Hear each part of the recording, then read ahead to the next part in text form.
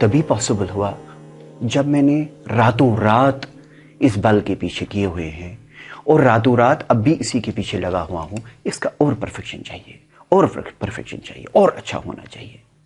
अब अगर मैं शॉर्टकट्स में करूं कि भाई मुझे पब्लिसिटी चाहिए, मुझे उस जगह जाना है, तब इस चीज की जरूरत ही नहीं है। ये तो चला गया ना पीछे। लेकिन उन सब चीजों के पीछे आपको फिर कई चीजों का समझौता करना पड़ता है। आपका जमीर करता है तो कर लीजिए। लेकिन जितने मैंने देखे जो कस्बीय लोग आखिर रहे हैं, फॉर एग्जाम्पल आप नौशाद साहब को ले लीजिए, अब भी आप उन कंपोजिशंस को याद करके गा रहे हैं, यार क्या बात है।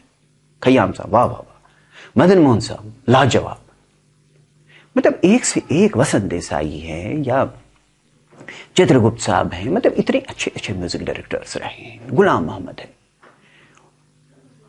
एक आदमी अगर गाना बनाता था तो दूसरा फोन करके कहता भाई लाजवाब है, बहुत अच्छा बनाई है। अब तो सारी दुनिया ही उलट है।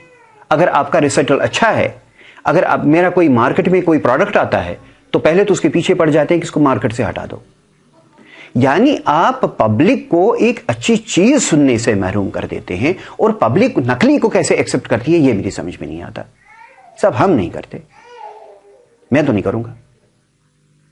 अब आप इसे क्या कहेंगे? आप इसे एरोगेंस कहेंगे, रिजिडिटी कहेंगे, ना ये कहेंगे जो सत्य पे चलने वाला आदमी है। तो ये सारा कुछ एक मार्केट को चुराने के लिए एक ब्लैकमेलिंग जिससे कहते हैं वो कुछ हो रही है, आपके कहने का मतलब है मार्केट? दो तीन चीजें हो रही हैं। एक तो ये है कि हम ये समझ रहे हैं कि साहब, पहले ये कहना चाहूंगा कि अक्सर आप सुनेंगे कि साहब म्यूजिक बिकता नहीं, साहब बिकता नहीं है, इस वजह से हमें ये करना पड़ता है, ये करना पड़ता है, ये करना पड़ता है। भाई मेरा म्यूजिक कैसे बिकता है? मुझे तो कुछ नहीं करना पड़ता, मेरी तो पब्लिसिटी तक नहीं होती है, होनी ही नहीं देते। लेकिन तब भी जब प्रोडक्ट मार्केट में आता है, मैं दावे के साथ कह सकता हूं कि आप दूसरा उसके टक्कर का खड़ा ही नहीं कर सकते। चाहे आप मेरी नाते ले लीजिए, आप मेरे श्लोकाज ले लीजिए, आप मेरी गजलें ले लीजिए, आप मेरी गीत ले लीजिए, आप मेरे भजन ले लीजिए, पेट्रोटिक ले लीजिए। तराने वतन कितनों ने देखा? आईएनए सॉन्ग्स कितनों ने देखे? 3000 गाने मैंने स्टडी किए हैं साहब, तब जाके मैंने 25 या 30 गानों की कंपोजिशन रची है। नहीं देखा है। प्रभात फेरी किनको मालूम है? नहीं पता है। राजस्थान क्या है, पंजाब क्या है, हिमाचल क्या है, महाराष्ट्र क्या है, बंगाल क्या है, बंगाल में कितनी वैरायटीज है, कितने शास्त्रकारों को पता है? नहीं मालूम है। वर्ल्ड म्यूजिक तो बहुत दूर, क्योंकि डाइवर्जेंस इतने हो चुके हैं। मेरा कहने का यह मतलब है कि जब आपका प्रोडक्ट अच्छा हो, संगीत वो है जो अच्छा सुनने को लगे, जो आपके मन को बहलाए, आपको सुकून दे, नई बात कहे, क्यों नहीं बिकेगा? एक तो ये आपने कर दिया, कैद कर दिया, साहब नहीं बिकेगा। अच्छा, दूसरा, कोई नाक से गा रहा है। अगर पहले जमाने में नाक से गाते तो गुरु थप्पड़ मार के बाहर कर देता आपको, ये क्या गाना है भाई? कोई तो गाते नहीं। ओपेरा वाले भी नाक से नहीं गाते।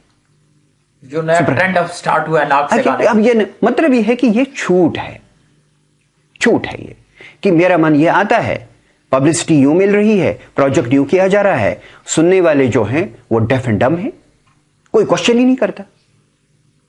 क्या समझे हम? तो आपको नहीं लगता उनकी जिंदगी इन गानों की बहुत कम होती है? एक रोज आते हैं, दूसरा रोज खत्म हो जाते हैं, एक रोज आते हैं, दूसरा रोज खत्म। ये तो आप सही कह रहे हैं, लेकिन ये एटम से ज्यादा डेडली है साहब। एटम 50,000 को मारेगा, 1 लाख को मारेगा, 2 लाख को मारेगा। ये तो पूरा रेस को डिजनरेट कर देता है, पूरा आने वाली नस्ल को खत्म कर देगा। ये क्यों? क्योंकि ये एक नई ही चीज की बुनियाद डालता है। मेहनत से दूर, सत्य से दूर, रियाजत से दूर, साधना से दूर, ट्रेडिशन से दूर, कल्चर से दूर जब कर दिया तो आपके पास क्या रह गया? ह्यूमन बॉडी में मेरा ख्याल कुछ भी नहीं उसके बाद रहता है। अपने आबा अजदाद का पता नहीं है तो फिर क्या है ना? बिल्कुल पंडित जी, आप सही फरमा रहे हैं। पंडित जी ये बताइए कि आपने मुख्तलिफ धुनें दी हैं, मुख्तलिफ राग दिए हैं, तो क्या लगता है कि इन रागों से आखिर इंसानियत को क्या मिल रहा है? देखिए, ध्वनि जो है इसका बहुत बड़ा डायमेंशन है। ये मैं नहीं कह रहा हूं, ये ग्रंथ कह रहे हैं, ये सारे रिलीजन कह रहे हैं कि साउंड एब्सोल्यूट है।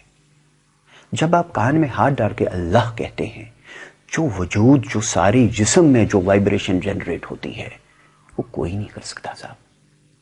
इसी तरीके का जब आप टेंपल में जाते हैं, जो बेल ऊपर स्ट्राइक होती है, ध्वनि जो जनरेट होती है, उसमें सारी ताकत है। बाकी तो स्ट्रक्चर्स में क्या रखा है। ये जब आप अंदर अपने में लेते हैं, अपने में समाते हैं, तो साध सुर आता है। अदरवाइज नाद की जो दुनिया है, नाद का एक ऐसा सागर है, नाद सागर अपरंपार, सरस्वती अजहू डरत करत तूंब के आधार पार। यानी उसको तो पार ही नहीं कर सकते। अब आप जितने भी निर्गुण राइटर्स हैं, जितने भी सूफी राइटर्स हैं, सिर्फ धनी की बात करेंगे।